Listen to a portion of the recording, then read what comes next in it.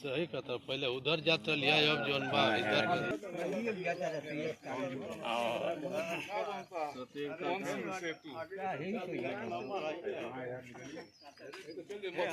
मैंने आवाज़ उठाई थी या मैंने राहत सामग्री खुद अपने पॉकेट से लाया था। हाँ, मैं खुद सामान ला कर बांटा कि वो सरकार कुछ नहीं कर रही थी, वो सब किया था। सारे लोग गवाह हैं, पत्रकार साथी भी गवाह हैं। सवाल ये है कि अगर हर साल अगर यही होता रहा तो इसका परमानेंट सोल्यूशन क्या है? और आपने कहा, आप भी इसको रिकन्फर्म करिएगा कि पिछले 3 सालों से इन्होंने जो भी भेजा है गवर्नमेंट ने कोई स्वीकृत नहीं किया है, कुछ भी स्वीकृत नहीं किया। तो अगर स्वीकृत नहीं करेंगे तो मैं आपको दोष नहीं दूंगा, क्योंकि आपके हाथ बंधे हुए आप कहाँ से करोगे, ठीक है। लेकिन जो ये कट रहा है लगातार, इसका तत्काल में कुछ बताओ तो मुझे। अगर केंद्र से बात करनी पड़े, केंद्र से प्रदेश से बात करें, क्योंकि मेरी तो जिम्मेदारी है ना। तो तत्काल में सब रिहेबिलिटेशन है, क्योंकि नदी के जस्ट किनारे हम लोग कोई स्ट्रक्चर नहीं बना सकते हैं। रिहेबिलिटेशन का मतलब तो यहाँ 200 से ज़्यादा मकान डूब गए हैं और ओनली 1/4 को मुझे बताया गया। यही है ना जी, ये बटेगा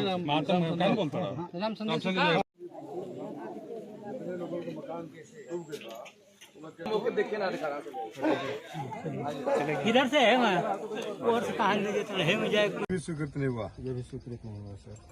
22-23 में हम लोग 19.25 और 19.65 की 2 परियोजना, 23-24 में अब चूँकि गांव नई बस्ती कट गई थी तो हम लोग केवल पुरानी बस्ती के लिए हम लोग दिए 22.43.33%। इसमें लॉजिक ये लगाया जाता था कि जैसे बाढ़ पीरियड में पानी भर जाएगा तो फिर ये आपका कराया हुआ काम अगर क्षतिग्रस्त होता है तो आप कैसे काम कराने जाओगे, मटेरियल कैसे उपलब्ध होगा। अब इसके लिए जैसे बंधा बन रहा जो प्रपोज है सर, हम मतलब नियरेस्ट पोजीशन तक हम पहुंच सकते हैं। अब इसके बाद जो भी एंटी इरोजन वर्क होगा वहाँ तक पहुंच हो जाएगा। एंटी इरोजन वर्क के लिए तो आप बोल्डर वगैरह रखोगे, तो परमानेंट कंक्रीट का वो बनाओगे?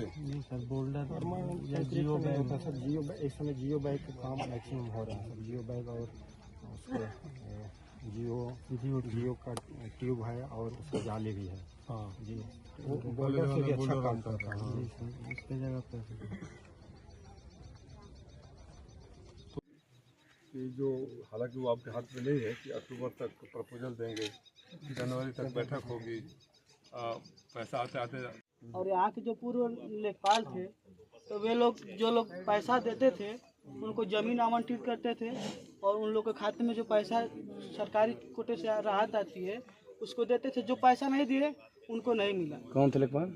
लेखपाल आशुतोष पांडे और अभिषेक आशुतोष पांडे ने बहुत गेम खेला है, पैसा का बहुत ही वो व्यवस्था होकर चले गए। मतलब कटान का एक विवेक राय था, विवेक राय और आशुतोष पांडे 2 लोग थे उस समय।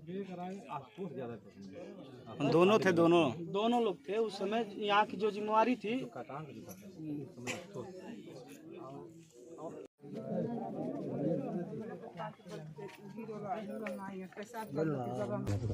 मेरे लिए व्यक्तिगत रूप से पीड़ादायक है। मैं कुछ वर्ष पहले यहाँ आया था और आप लोग गवाह हैं, जब ये कटान शुरू हुआ था और गांव के गांव डूब रहे थे, लोगों को रहने का जगह नहीं था। स्कूल में कुछ लोग शरण लिए हुए थे, खाने पीने का सामान नहीं था, तो हम लोग खाद्य सामग्री लेकर आए थे, तिरपाल लेकर आए थे। और उसको भी आप मीडिया के साथियों ने जब दिखा दिया तो आप ही लोगों के पीछे प्रशासन पड़ गया। ये वो निचला स्तर था सरकार चलाने का।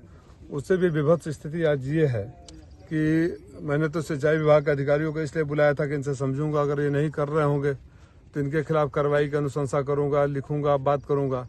लेकिन ये दिखा रहे हैं कि पिछले 3 सालों से लगातार इस इलाके को बचाने के लिए सरकार को प्रपोजल भेज रहे हैं, लेकिन अंधी गूंगी बहरी सरकार जो भाषणों में ज़्यादा यकीन रखती है, मीडिया में ज़्यादा यकीन रखती है। हमारे गांव के गांव डूब रहे हैं, इस बात को मैंने पार्लियामेंट तक में उठाया था और यहाँ कुछ भी नहीं हुआ और लोग अभी भी बेघर हैं। और कभी भी जहाँ हम लोग खड़े हैं कल आएंगे तो शायद ये ज़मीन रहेगा नहीं रहेगा इसकी भी कोई गारंटी नहीं है।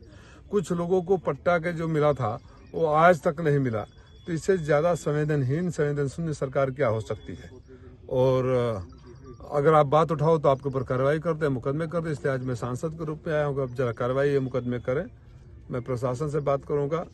स्वतंत्र देव सिंह तो सेंसिटिव मिनिस्टर उनको समझता हूँ मैं आज अभी तक, और अगर वो नहीं करेंगे इस पर और 3 साल से अगर उनके संज्ञान में है नहीं हो रहा है तो ये भी बड़ी दुर्भाग्यपूर्ण है। तो इसमें इस प्रोजेक्ट को नहीं सैंक्शन करने से में किन अधिकारियों का हाथ रहा, किन अधिकारियों के अपनी पर्सनल एजेंडा रहा, उन पर भी कार्रवाई होनी चाहिए। यहाँ पर कितने लोग हैं जो उनका घर बच चुका है लेकिन अभी तक उनको जमीन अभी तो मेरे को सामने 25-30 मिले कि जमीनी आवंटित नहीं है। मैंने अधिकारी से बात किया तो उन्होंने बोला चकबंदी करवा रहे हैं, उसको अलर्ट करेंगे। जिनका आशियाना उजड़ जाता हो पानी में, बरसों लग जाते हैं घर बनाने में, उसके ऊपर क्या बीत रही होगी। रात को बेचारे सोएंगे, सुबह उठेंगे कि तो उनका घर रहेगा कि नहीं रहेगा, उनके परिवार के लोग रहेंगे नहीं रहेंगे, इस बात की गारंटी न हो। और सरकार सो रही हो 3 सालों से।